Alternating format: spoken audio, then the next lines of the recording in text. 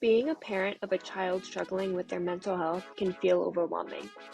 What do I say? What do I do? What tools are available? What resources are out there? It can feel as if a million unanswered questions are circling your brain and you don't know where to start or who to talk to. Welcome to Normalize the Conversation. I'm your host, Francesca Regeter, and today I'm joined by a mom of a daughter battling an eating disorder and the author of Bloodlines and Memoir, Tracey Yokas. In this episode, Tracey shares her journey of realizing that to help her daughter heal from an eating disorder, she first had to heal herself. Through conversations with her daughter, overcoming her own body insecurities, and developing effective coping skills, Tracey found a path to healing. She shares advice to other parents facing similar challenges, emphasizing the importance of self-care and open communication. Tracey, thank you so much for joining me today. I am very excited for our conversation, but before we begin, I just want to check in. How are you really? Well, I appreciate that question. And to be honest, this month has been pretty stressful for me, more stressful than normal. My memoir came out after working on it for 10 years.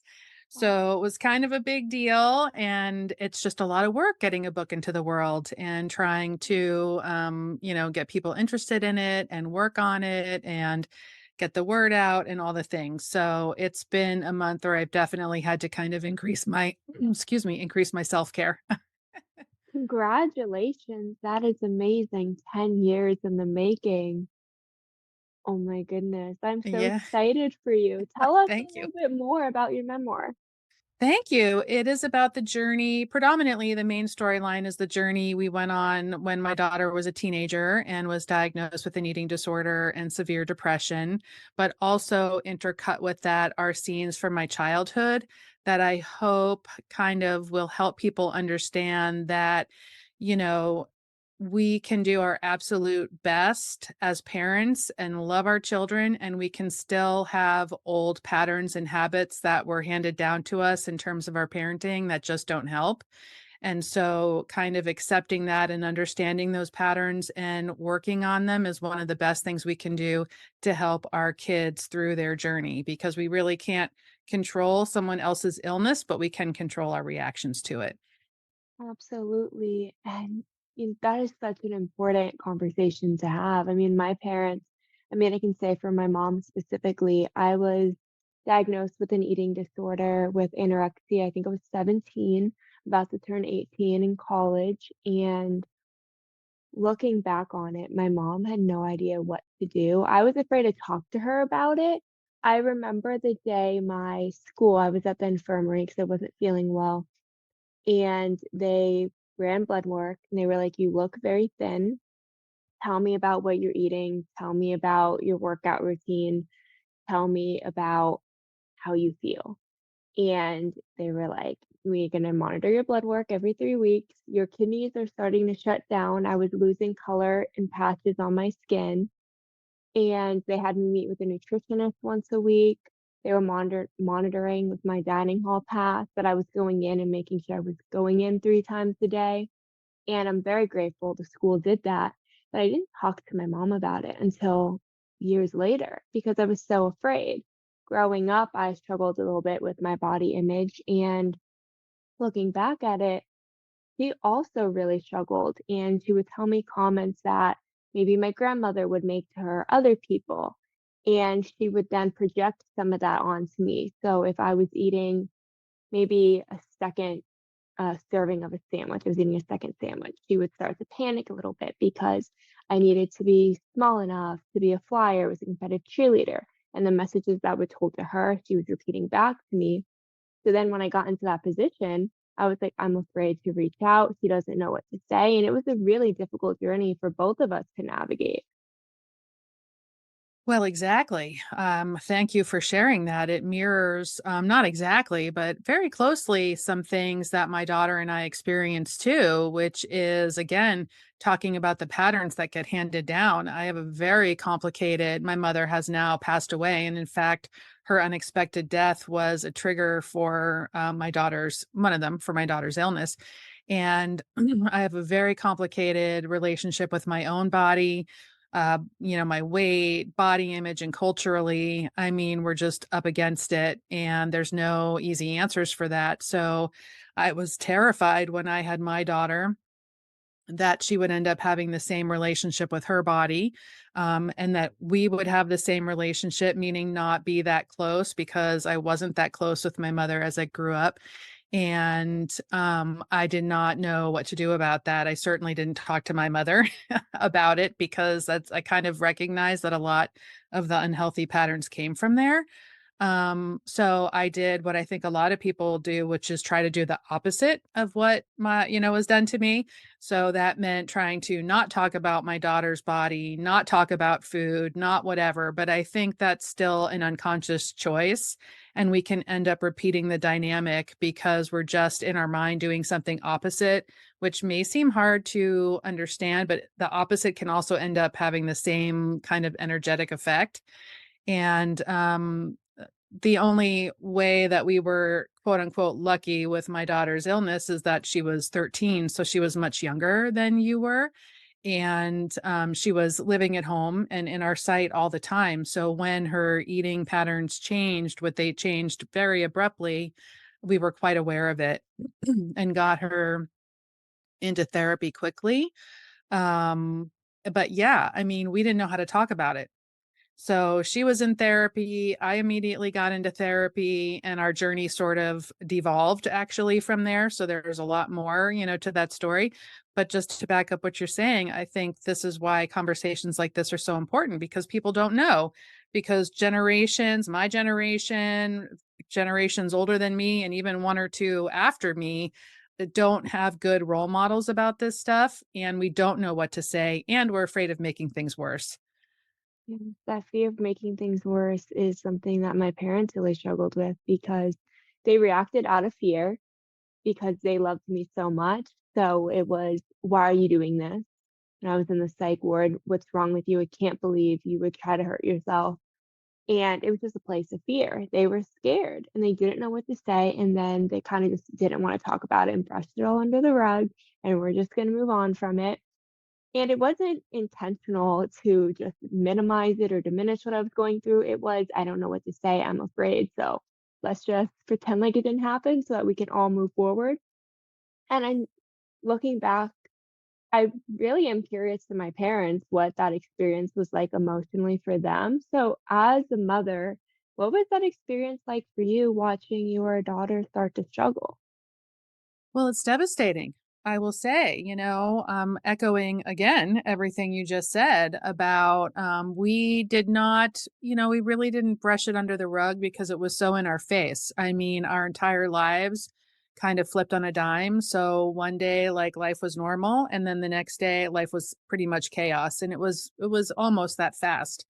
So, yes, I mean, there was no chance to kind of ignore it, but we certainly did walk around in fear and on eggshells all day long, not knowing what to do, not knowing what to say, not knowing how to support her. And add to that the dynamics that I learned in my childhood, which compelled me to feel like I had to fix this situation, like it was my responsibility and was somehow, even though rationally I knew it wasn't in my power, I still felt like I'm supposed to be doing something here. So, yes, of course, we're supposed to be doing something, but it was a very unhealthy, overwhelming, gripping sensation that I needed to control this. And of course, the first advice you get is, give up the control issues, don't have power dynamic struggles. And so it's like, everybody's just walking around the house like this because at any moment,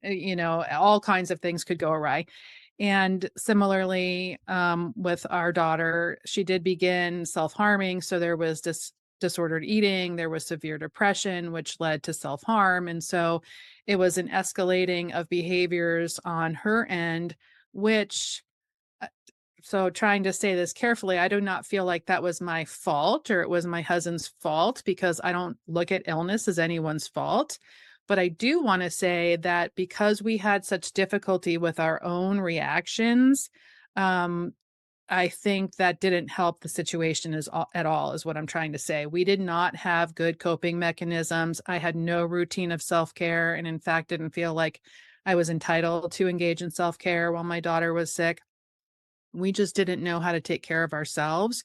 And so we were so focused on the behavior, this behavior that was hurting her, hurting us, hurting the family, hurting her life, taking away her future. We thought all of these things that we kind of got lost in not understanding. I mean, it's like we knew there was something causing it, but we were so focused on the behaviors and trying to get the behaviors to stop that kind of all of us coming together in a way that was more helpful to understand what was behind those behaviors kind of got lost in the mix predominantly, as you've pointed out, because of the fear.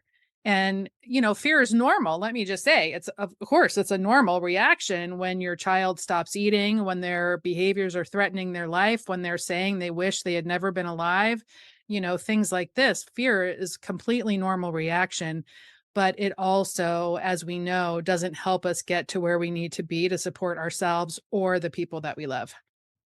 I think it's really common for parents to not have those tools in place to care for themselves. I mean, older generations did not talk about it. Gen Z, we're really starting to talk about it more. And yet, most of us still aren't equipped with the tools we need. And it's really hard when you grew up in a world where, especially women, we don't get to take time for self care and ourselves. Our job is to take care of everyone else. And then when you're taking care of someone and they're struggling and it's outside of your control, it's really, really hard because I mean, something my mom always says is she wants to fix it. When she sees that little bit of tears pulling into my eyes, a little bit of water, she's like, all she wants to do is fix it. And when it's something outside of her control that she can't fix, it's the hardest thing in the world for her. And she doesn't know how to manage that or cope with that. So it's really hard when everything's happening and you care so much and you can't control it and you don't know what to do to be able to show up for yourself in those moments so that you can begin to learn what to do because learning what to do is so hard, especially with all these mixed messages that we're seeing online of what you should do or should say or shouldn't say. And it's so unique to each person. It's really overwhelming. And without that basis or foundation of something you can do to support yourself through it, to be able to catch your breath so that you can begin is so hard. Well, I mean, you just made so many really good and important points. Yes, yes, and yes. My therapist asked me for a year and a half, I want to say, at least, because I was so incapable of taking care of myself. Like every single session, every week, she was like, well, what can you do to take care of yourself? And I mean, first of all, I completely missed the point that she was wanting me to do what I was wanting my daughter to do, right? I mean, we all wanted each other to take care of ourselves, but there was just like that, phew, I mean, it completely went over my head. And I was like, what are you talking about? I mean, we've got a major problem on our hands. We've got to be, dealing with this. And, it was really, oof, it was a lot and hard. And finally, like a year and a half later, I was like, I bubbled up that I really do need to find a way that I can take care of myself, do something for me. All the cliches are sort of sadly true, because we always like poo poo a cliche, but we really do need to put the oxygen mask on ourselves first, fill up our tank, whatever way you want to look at it. And so I returned to a regular creative practice with art that has literally transformed my life. But back then, to your point about not knowing what to do and wanting to fix everything, that is really such an unhealthy dynamic. And it doesn't actually help the person we want to help.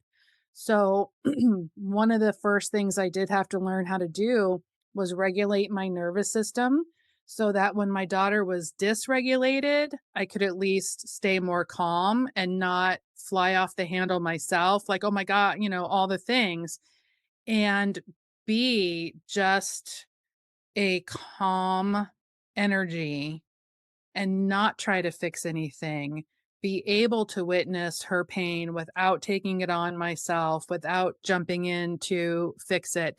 This sounds like it should be easy, But, for anyone listening who is living this story right now, they will know it is so not easy, but it is so important because it's the thing that creates that space that's necessary for, in our particular situation, for my daughter to be able to be her own self and have the experiences that she was experiencing, for me to not get pulled into that. In other words, to be like a safe space for her to land and to know, like, that I could support her without trying to change her experience, deny her experience, all the things that that fixing can feel like, because we know obviously the intention behind it and what the person receives are two different things.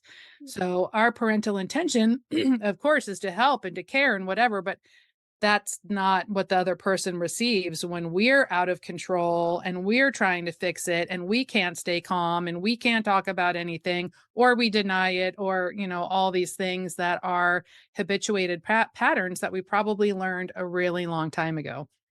Yeah, and it's really hard. I mean, as the child to feel like your parents don't understand because, like you said, what you mean and what the kid's receiving can be very, very different. And I think that's something that was very real for my parents, where they were reacting out of fear. They wanted to help and they didn't want me to feel ashamed or embarrassed. So they didn't want to talk about it. Now, I will say my dad brought me to therapy and made me sit there every day for the hour, whether or not I wanted to go in there. And if he couldn't take me, he had my grandmother take me, or one of my younger cousins would actually come and sit there with me. And she would just sit in the waiting room every day. And that way I had to be there. And someone was there to see whether or not I went in. So they showed up in the ways that they felt like was appropriate, in a way that they wanted me to get that support without having to talk about it. And as I hear you talk, I realized so much that it was that they didn't want me to feel embarrassed or ashamed, and they didn't know what to say, so it wasn't how I received it back then as they don't care, that they don't really love me, like, those little messages that I internalized back then are really just my misinterpretation of the way they were approaching it, because they were doing what they can with the very limited information, tools, and amount of fear and emotional dysregulation and all of it that they were experiencing at once and feeling so disconnected because other people weren't talking about it, because they didn't have a support system going through it. They had to figure it out on their own and how to manage all of it on their own, which must have been really, really difficult for them.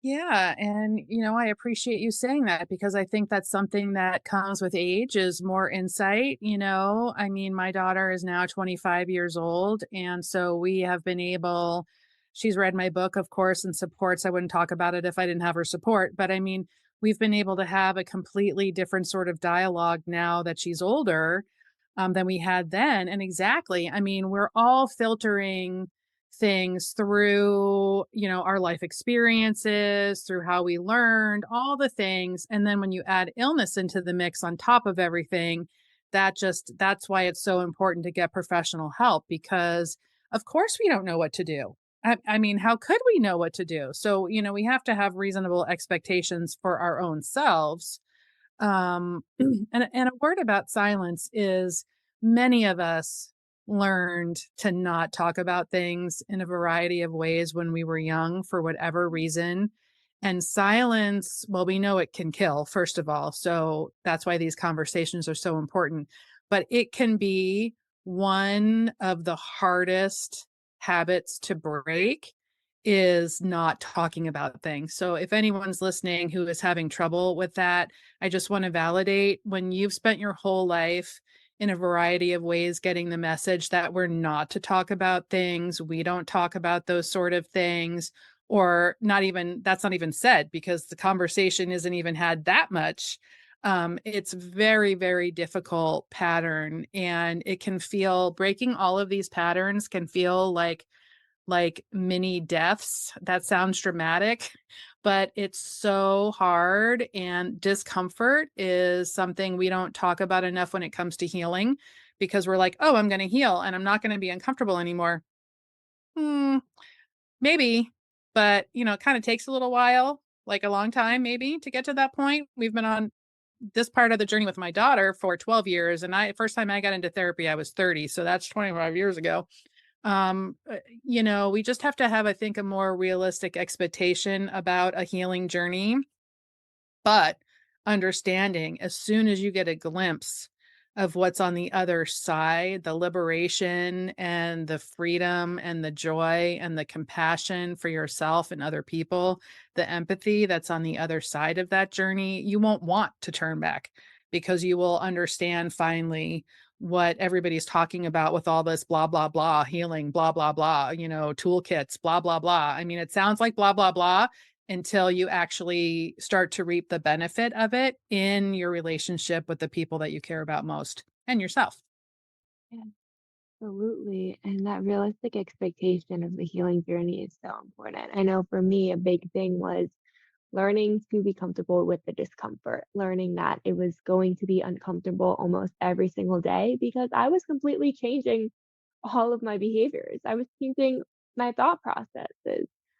When it was struggling with my eating disorder, it was changing this whole idea of my relationship to my body and my relationship with food, which had been built inside me for so many years from competitive cheerleading. Then with depression, learning to rewrite those messages of I'm not good enough and the world is better without me, right? So changing everything I thought and believed about myself and the world was very scary. And learning that it was not going to be comfortable at all in any of it, especially in the beginning, was a big, big thing for me. I thought, "Okay, I'm just going." I don't know why I thought this way, but I thought I was gonna say, "I love my body, I wanna eat, and I was gonna be happy, I wanna be here, and it was gonna work."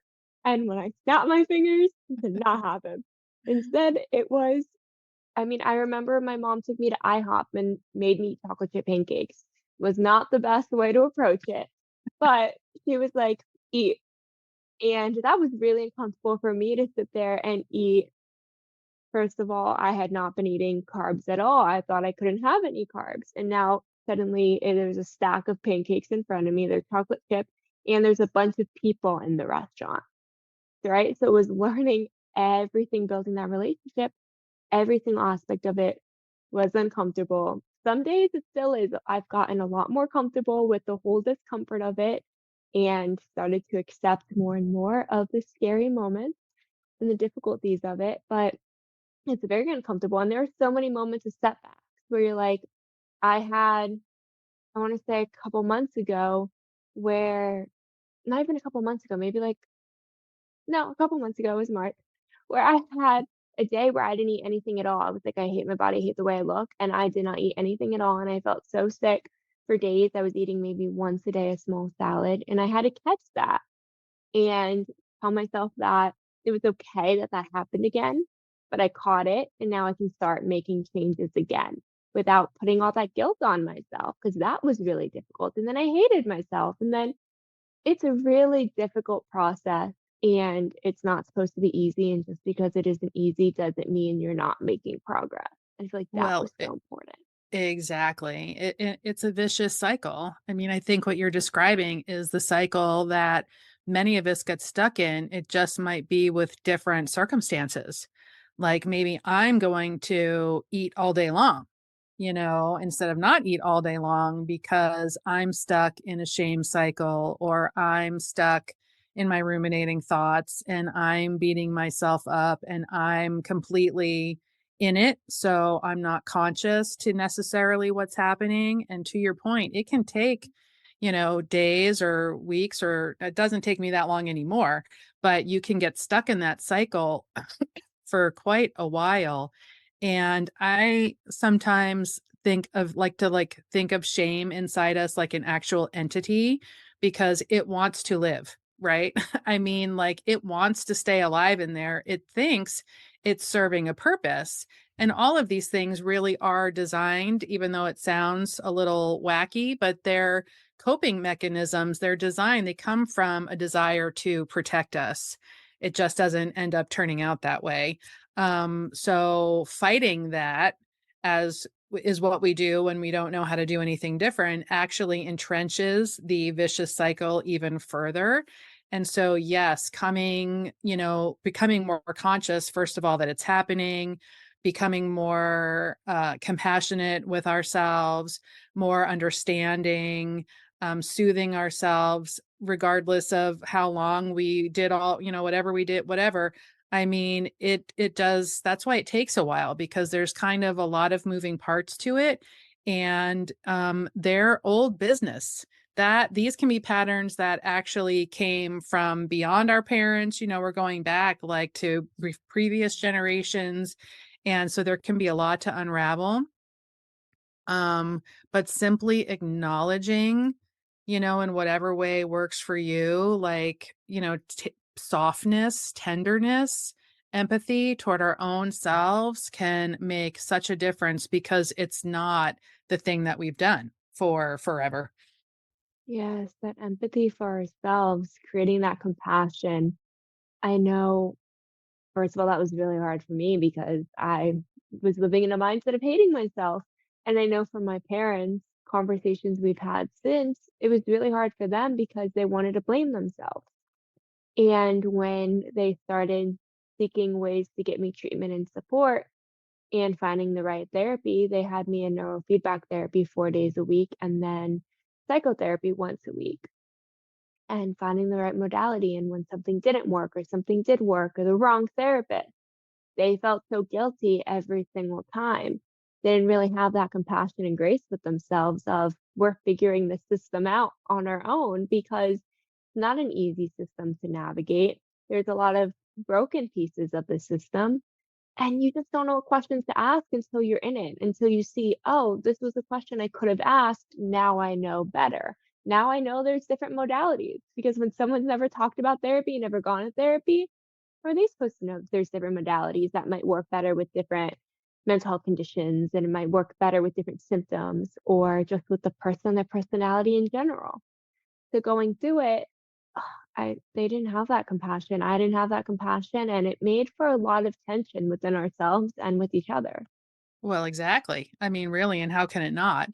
And, it's such an important point to point out that, I was doing a presentation recently, and just for fun, I like Googled, therapy. And there were like, by the time I got to C, there were like 50. So, if you don't have, as the parent, which most parents don't, and I had a master's degree in counseling psychology prior to my daughter becoming ill. So it's like I had some exposure to the system. And of course, I weaponized that against myself too, because to your point, I mean, when things go wrong, we'll tell ourselves all kinds of things. We should this, should that, all the things. But if there's 50 treatment modalities by the time you get to C, and you're someone who, hasn't worked in the system or been involved or know people who can help you navigate it, I mean, how would you possibly know what to do? So, yes, I mean, talking about it, it feels like it should be so easy to be like, of course I wouldn't know. Of course I'm entitled to tenderness. Of course, so is my sick child. But so many things again get in the way of that, and our frustration and our anger at the illness, at the system, and all the things at ourselves can so easily look like and feel like we're angry with our child. And, you know, that just makes us feel even worse and on we go. So it's just all the reasons why it's so important, to your point, to have good quality people helping you navigate it. And yes, if the first couple times aren't a fit, it's not about beating yourself up. It's just about that wasn't a good fit. Time for another choice till you find, what works for you and your family. And it's not easy to find the right option. I mean, even finding a primary care doctor can take a while, right? Finding the right person in a relationship, finding the right friends, finding someone who can support you and help you receive the tools that you need, can offer you the kind of support, tools, information that you need is not going to be super easy, and it might not happen the first time. or the 3rd time, or unfortunately the 10th time. It takes a while, and sometimes you find someone and they work for a while, and then all of a sudden you notice, "I outgrew this therapist and I need something else," or psychotherapy worked really well, but now I actually need something in addition or something else, and vice versa. So it's really important to recognize it's not your fault if it takes a while. The first relationship you had likely did not end up with the person you're marrying. It does actually happen, but not always, right? So just because you found someone that really helped you in the beginning doesn't mean that they're gonna be able to help you ever, and if you couldn't find the right person in the beginning, that's okay too. It's not your fault, and it's so important that we stop blaming ourselves because we didn't find the right therapist on the first time. Different personalities mix different together, different modalities work different for different people, and you just have, unfortunately, to keep trying till you find what works for you and what's right for you.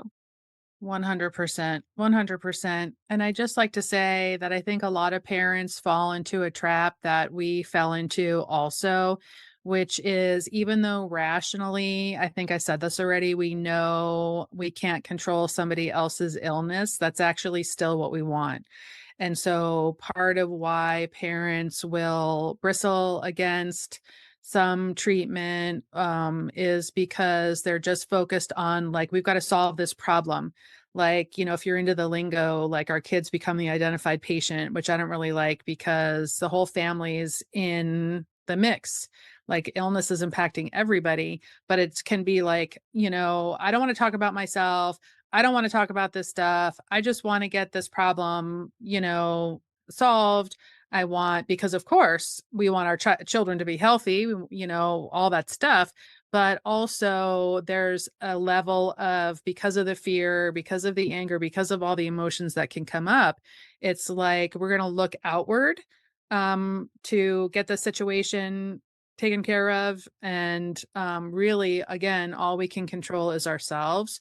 So I wish that that's something that I had been able to understand and accept faster in our journey, because it was preventing me from doing things like self care, from fully understanding all the ways I could be more supportive to my daughter. So, and again, I want to be clear, this isn't about the blame game in any way, shape, or form. It's about reality. We cannot control somebody else's illness. We can only control ourselves.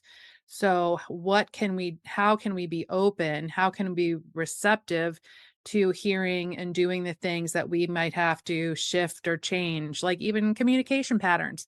I mean, how you talk to somebody might need to change now that there's an illness involved. That doesn't mean anybody did anything wrong.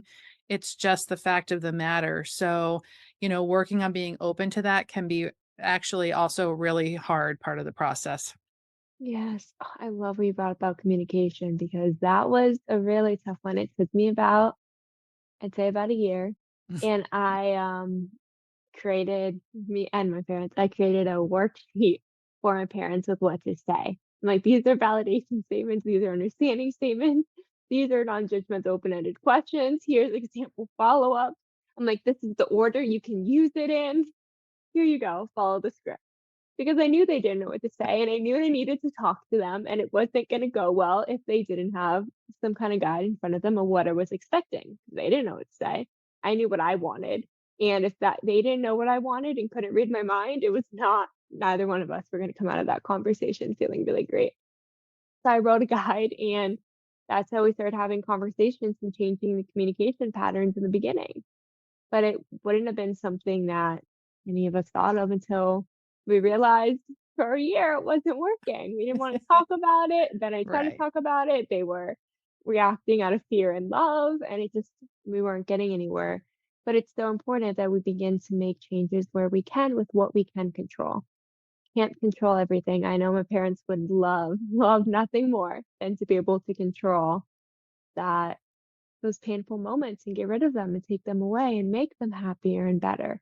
They would love to control finding me that support that's right for me right off the bat. They would love to control so many things that they can't. So learning to make those changes, like you said, is so important. I'm really curious if you could talk a bit about that change of what it was like from before when you were trying to hold on to that control and you didn't have the tools, and then you started kind of letting go of that control and using those self-care tools and the coping tools, what that was like. Well, it was, as I mentioned, a very gradual process, I will have to say. Yeah, we had gosh, I wish my daughter could have, put together a worksheet. That would have been very helpful. She did get to the point where she could say for a while, like, and I think this goes to listening too, right? Because communication isn't always the speaking part, it's the listening too. And so being able to hear her say, like, don't say anything else other than that sounds so rough. Like, for whatever reason, when she was like 13 and 14 years old, us saying that sounds so rough was like she could handle that. Like, we there was no, that was a hard period, right? There was nothing else that was supposed to come after that for a while. It was just, to your point, a way that she could feel validated, that we were acknowledging she was having a really hard time without putting any extra anything on the end of that. So shutting up, I guess I'm trying to say, for us parental folks, was literally a part of this healing process, because I think we just get, again, so unconscious. We're like saying all these things because we want to fix it, but none of that helps. So listening, getting the words down about what the person can accept, in that moment, and sticking to it. And yeah, so learning how with my therapist to deal with, it's not that I didn't feel all the things anymore. But I took that into my own therapy. So my therapy was the place where I was able to process, like, all the things that were going on or making me feel this way. And I had to learn how some of my reactions didn't make me a bad person or a bad mother. They made me a human being, and they're completely normal to have, but they need to be processed and worked through. And I think, if you don't have a self-care practice, you don't have good solid therapy that can help you make these insights and understand these things, it can be really hard to move on from there. um but yeah, so learning when to listen, when to be quiet, what to say, but taking all of that energy that was still happening inside me, thoughts, feelings, emotions, all the stuff, into my own therapy, having a place to process them, and then engaging in creativity, because that was helping me, art was helping me process all of my own internal negativity, because I had a lot of the same messaging in me that my daughter was saying. I'm not good enough. I'm a bad person. I do all the wrong things. I say all the wrong things, whatever. Shame says all those things. Some are similar, some are different. But a creative practice helped make me aware of them and then process them. So between the therapy and the creativity and engaging in it often, it helped to start process all of that so that I could be present with her and really not be triggered anymore. Like, I could finally understand, I end here. It's boundary talk. I end here. She's over there. I can be okay even if she's not right now. And in fact, me being okay is the best thing I can do to be a calm, safe place for her, and to, help our relationship grow, rather than the constant sort of the control and the negativity. That's a fence. That doesn't build strong connection with the person you love. It breaks it. And so learning how to I had to learn all of that anew, because I didn't really get that stuff when I was young.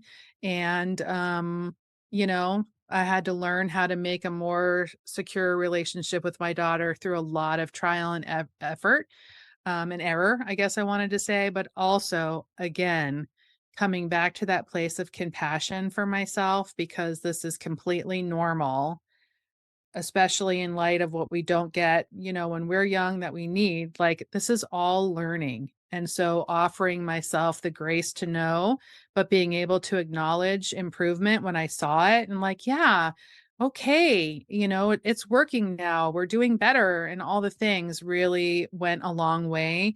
And our relationship today, I mean, I just could never have imagined, that we would be where we are and we would have the closeness that we have. And it's just amazing to be here now. I really just I hope you know how amazing it is as a parent to go to therapy and to learn and to be willing to be there. A lot of parents aren't able to make that choice, don't make that choice, and it's really difficult. And when you're able to set that example for so many people, it's absolutely incredible. Thank you so much for all that you do. As we are wrapping up, maybe for a parent who's listening and they're like, you know what? This makes sense. I didn't. I am blaming myself. I'm not having these conversations. I'm not showing up for either of us in the way that we need, and they don't know where to start. What's a piece of advice you can give them? Well, just to toot my own horn, first and foremost, they could read my book, Bloodlines, a memoir of harm and healing, because it chronicles everything we just talked about is chronicled in the memoir and the many steps we took for our daughter and also for me, because for myself. And I have a free 32-page workbook on my website, TraceyYokasCreates.com, that highlights my 8 main tips in terms of self-care, education, getting support. Those are 2 great places to start. But I guess I would just have to say, first and foremost, if at all possible, is to just be kind to yourself. But yes, to reach out to someone who can help you. We can't most of us, all of us, we can't recognize our own patterns. They're so ingrained, we don't even know what they are. So having someone who can reflect back what's going on with us, I just cannot stress enough how important that is. And obviously, it's complicated. The system is very complicated. There's financial issues. Perhaps seek out places that have sliding fee scales where they have opportunities to not have to pay the full rate.